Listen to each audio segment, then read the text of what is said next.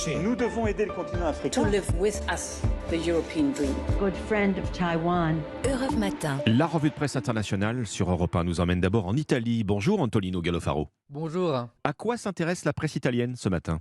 La presse italienne raconte aujourd'hui l'impolitesse de Paris envers Rome, ou comme l'écrit plus directement la Repubblica, l'exclusion de l'Italie du dîner à l'Élysée où était invité mercredi aux côtés d'Emmanuel Macron le chancelier allemand Olaf Scholz et le président ukrainien Volodymyr Zelensky.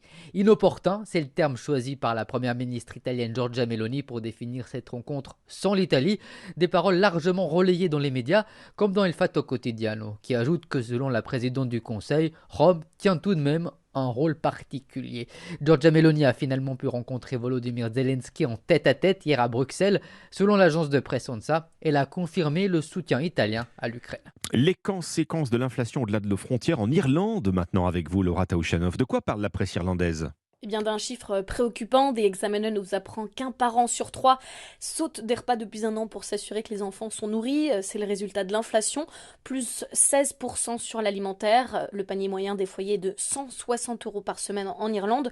C'est donc plus que l'année dernière, alors qu'il y a moins d'articles qu'avant dans ce panier. The Independent ajoute que le nombre de parents qui ont recours aux banques alimentaires a lui doublé. On est passé en mode survie, explique une mère citée par le quotidien. Dans l'Irish Times, une association raconte que certaines familles ont vu leur facture d'électricité quasiment doubler.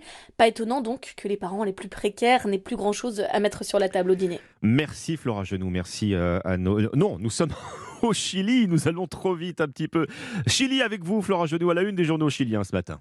De gigantesques incendies dans le centre et le sud du pays, les plus importants depuis 2017, relève le journal La Tercera, qui fait le bilan, plus de 340 000 hectares brûlés, au moins 24 morts.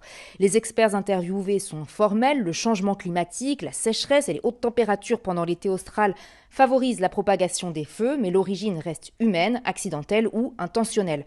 Au moins 28 personnes ont été arrêtées, indique la chaîne de télévision CNN Chile.